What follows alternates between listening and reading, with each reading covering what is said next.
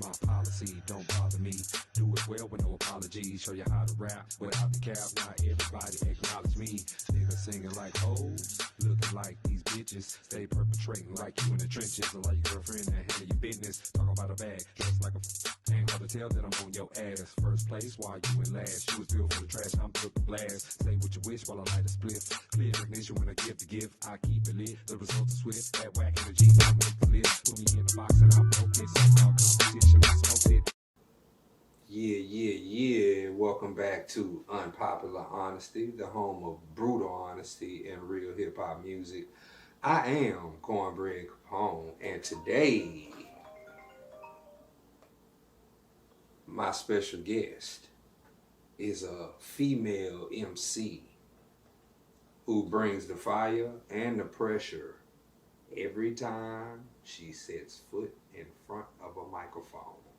And if you don't know who I'm talking about Kwen the Bartender. Please explain the meaning behind your name before we even get started. Well, the word queen represents something musically, and it's spelled Kwen, but it means queen, like we spell it in English, Queen.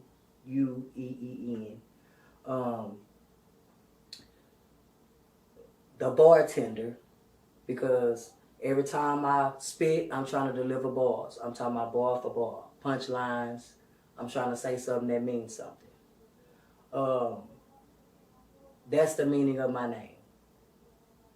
It was recently changed, and it suits me way better. I feel that. So let's go back to the beginning. When did you feel like, when did this music thing touch you in a way to the point to where you felt like, you know what, I'm going to make music? Man, I was like 10 years old. I used to listen to Lil Kim, Foxy Brown, MC Light, Scarface, Tupac, Biggie, Eminem, Zero, Trader True. And I used to listen to these guys and get a brush and stand in the mirror and just mimic, word for word. I remember when we had cassette tapes where you flip it from side A to side B.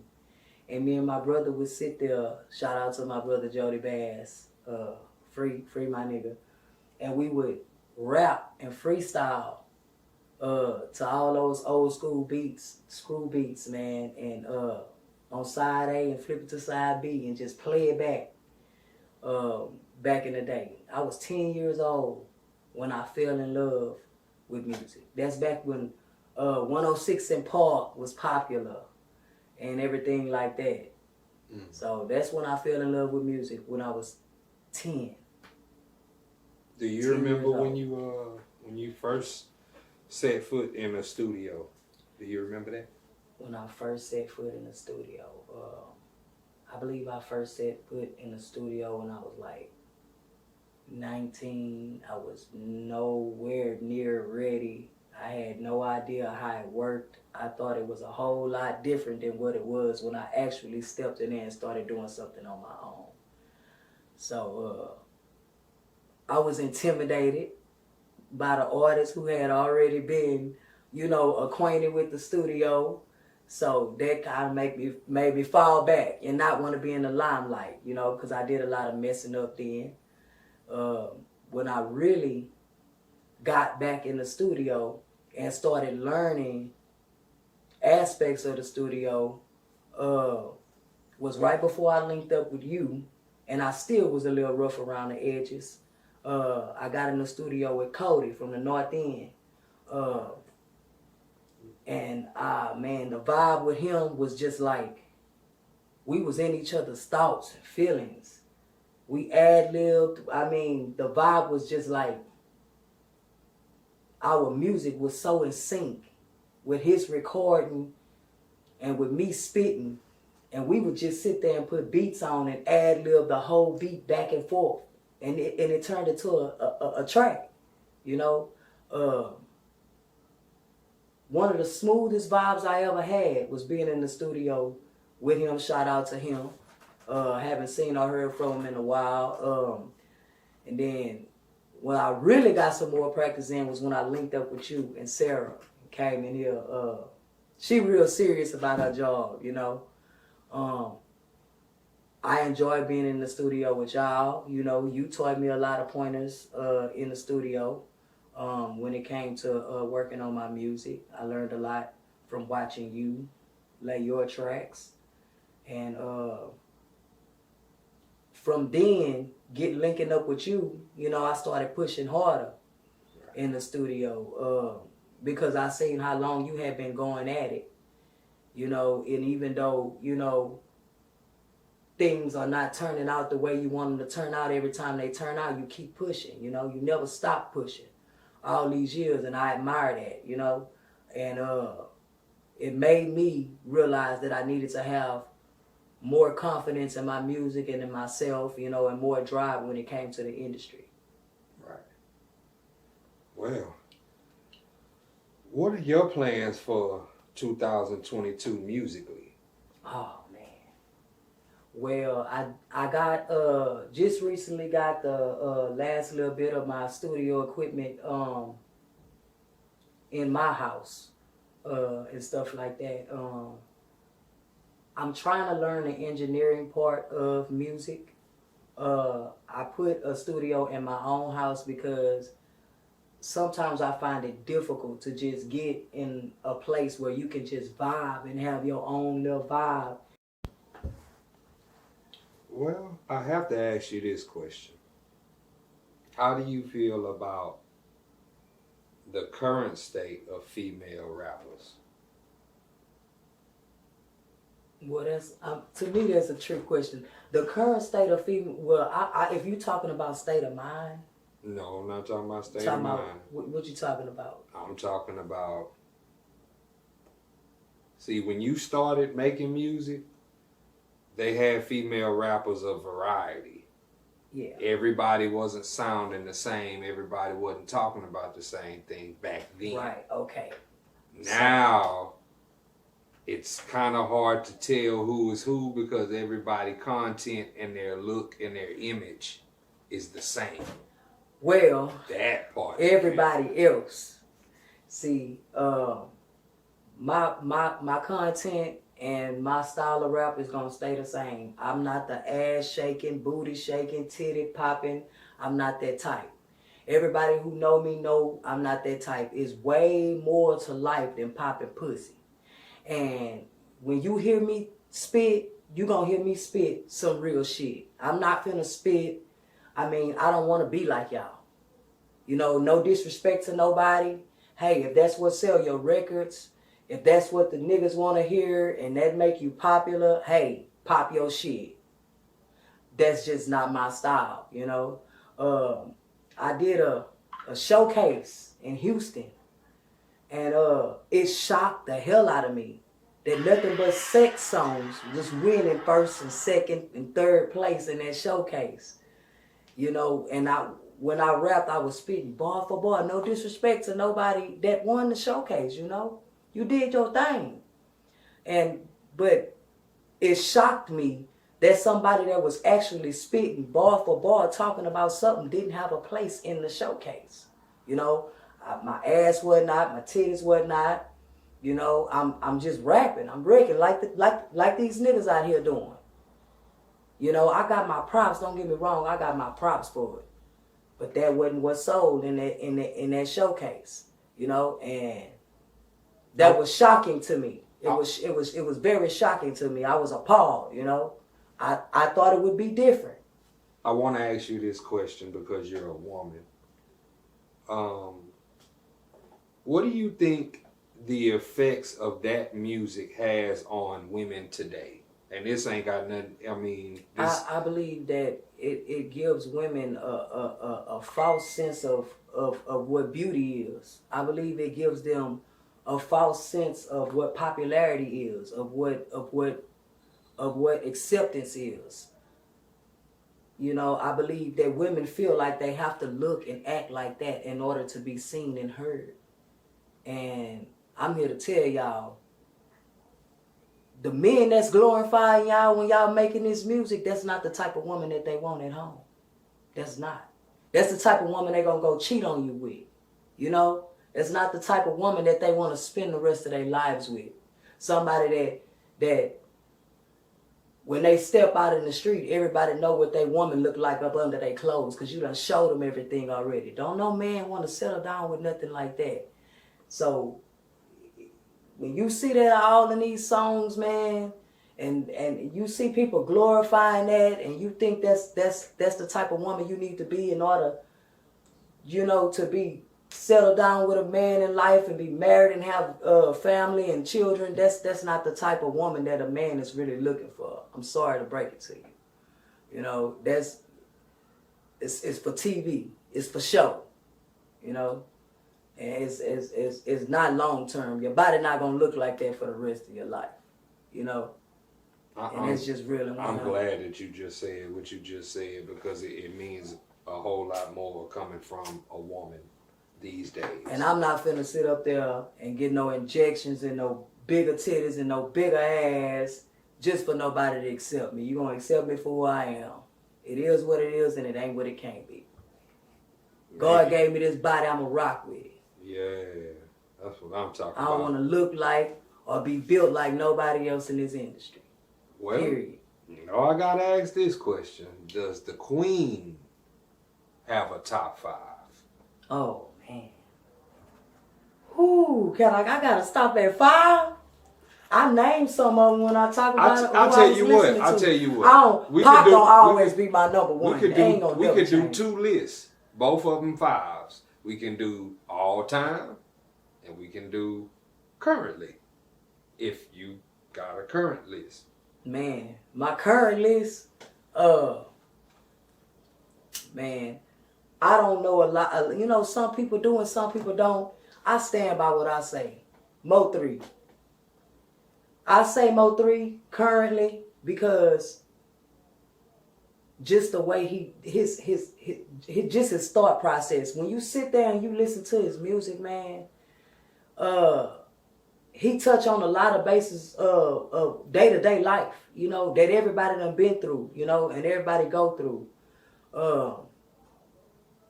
Speaking from a mind of somebody who grew up in the trenches and just really wanted a better way of life, you know, and got caught up in the street life, you know, and he lived by it, he died by it, you know. That's a true statement.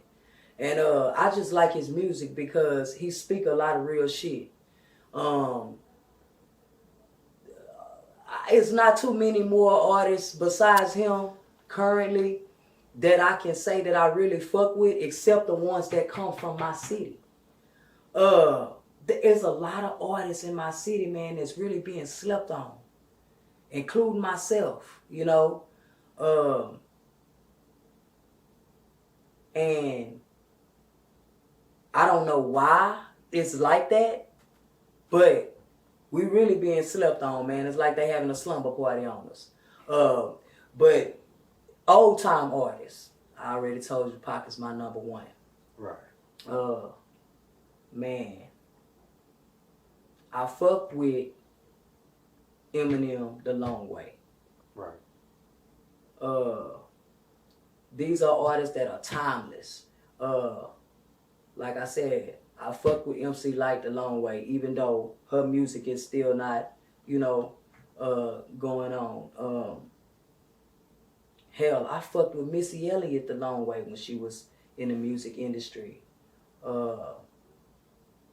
The female artist, Lil' Kim, I still think she a motherfucking savage. You know what I'm saying? To the heart, to the soul. I still think she can't be fucked with. Punchlines and bars. You know, they slept on her a lot and she's still getting slept on to this day. You know, fuck what she looked like and what she did to herself. Her music, it speaks for itself. Right. You know, a lot of people nowadays, they caught up on image. You know, and I know image sales and all this and that, but If your music trash, your music trash. I don't give a fuck what you look like. And a lot of y'all cute with trash ass music. Period. Yeah, and I agree, man. I agree 110% about that. As far as Beaumont is concerned, though, if the scene is missing one thing, what would that one thing that they're missing, what would that be? Man, it's love. It's unity. They go one and the same. Our problem down here is every man for theyself, like crabs in a bucket, man. And if everybody would just encourage one another, it wouldn't be, our city wouldn't be fighting as hard as it is to hit the mainstream. You know, it's like if I can't make it, you know, I'ma knock you. It shouldn't be like that. I say this a lot. I share my music, and it's a lot of people that claim they fuck with me on a day-to-day basis. When I see them, they holler my name. But when I share my music, they be right there on my page. They be the first ones. You look at my story, they be the first ones on my shit. Won't share it, won't like, won't tag. It don't bother me none though. That's fear. That spirit that I'ma be what you know I'ma be. You know, and you ain't had no parts in it. That's all that is. You know, that's hate. That's hate, low key. That's what it is. And man, if I see you doing something positive and I see it's something that can help you prosper, man, do your thing, man. I'ma root you on. I share so many people's shit and I don't get the same love in return, but it don't matter to me. Because at the end of the day, I know I'm 100. You know what I'm saying? And I'm gonna make it. And when I do, you know what I'm saying? Keep that same energy. That's how I feel, you know? Keep that same energy you had before I do what I'm going to do. It ain't going to make me no different. Feel that. Man, I got to ask you this because, you know, your brother is one of my, I consider him one of my close friends. You know what I'm saying? I just got to ask, how is he doing? Oh, man, Timo doing good. Shout out to my brother. Free my nigga. He finna be free in about the next week or two. You know, it's gonna go down. Shout out to Timo. Go gang. Yeah. All that. He'll be out. He'll be free soon. You know? You ain't missed nothing, brother, but don't go back. Yeah. You ain't missed nothing, but don't go back. Definitely don't go back. All right, so from your perception, why do you think underground stays underground? Because I asked you that because you're a lyricist like myself. And, you know, we wonder these questions all the time. Why does the underground stay underground? And it seems like the suckers and the whackness make it to mainstream. Why is that? They sell out. They sell out. What I mean by they sell out is they want to sign these contracts with these people, and all of their creativity, it's staged. You know, it's not really them anymore. It's their personality. They have to put on a certain persona for the mainstream. Right. And once you sign those contracts, there's nothing you can do about it. You signed that contract, so you got to play along. Right. For as long as that contract is. And you end up sounding different, acting different, being different. And, you know, the TV make everything look glorious. But deep down inside, they don't really be happy about the fact that they couldn't, you know, be original. They don't really be happy about the fact that they couldn't, you know, put all of their own creativity in their music. But it's a decision that they made for the money. It's a decision that they made for a quick come up. And now they stuck inside of a contract. You know what I mean? Right. And that's basically what it is, you know? Now, I'm going to ask this question too, because You know, we not in the please listening to my demo era. We in the, you know what, I could do this shit myself era, because technology has afforded us the opportunity to make our own music and release our own music at our own free will without the help of a label. And despite that, you still have an overwhelming number of artists who are willing to throw away their ownership, their right to make the music that they want to make by signing a deal. Why is that? When you can have your own studio and you can release your own music yourself. I'm gonna say it. It's same. A quick come up. A quick come up. A quick come up. So a lot of these people got something to prove. You know, I've been fighting for a long time, and I'm gonna keep fighting. You know, because I am who I am, and my music is what it is, and nobody or nothing is gonna change that. Because if I allow them to do that, then nothing about me is original. And in the music industry, what counts the most to me is originality. You know, I don't want to be nothing like the next person, and I'm not knocking nobody that's out there, but I want to make a stamp. You know. Yeah, that's real. I mean, I don't want to follow nobody. You know. I wish the world thought more like you. It'll be a better place. It's just. I'm not looking for a get rich, you know. I do music, one, because I love it, you know. If I'm sad, it helped me. If I'm mad, it helped me. You know, music has helped me through a lot in life. And I do music because I love it. It's not on me, it's in me. You know what I'm saying? So, therefore, me trying to manipulate or trying to be like the next person, or the people try to manipulate the music industry by switching their style up to fit the next person's style. And I understand we in a different time now, you know, and music evolves and stuff like that and stuff. But I don't all this auto tune and a lot of it ain't rap. It's just this mumbling bullshit, sound effects, the same old bars and sound effects for 3 minutes straight. The shit is annoying. God damn it, I could do that same shit y'all doing any minute, mighty mo, catch a bitch by the toe, if she holler, kill that hoe. Y'all on some nursery rhyme shit. And then throw a few gun names in that bitch, few bullets and a motherfucking extended clip, and you got a hit. Nah. But to each his own. Y'all do y'all thing, man. I agree with that, man, 110%. I mean, that's what I say a lot on here daily. What I wanted to say to you is the effect of that type of music, though, because we in the streets every day. And we see, you know, look at our local news.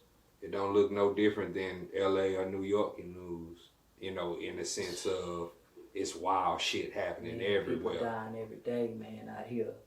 Every day. In Beaumont, Texas, man, we see this shit. It's not, we don't have to rap. We live in this shit. Right. We seeing this shit. You know? The connection I'm trying to make with the music, though, because it's like a vast majority of the public listens to the bullshit that you just described. Yeah. And couple that with what you see on the news and what we know happens in the streets every day. Is there some kind of connection here? Yeah. Because everybody want to be a gangster now because that's all they hear.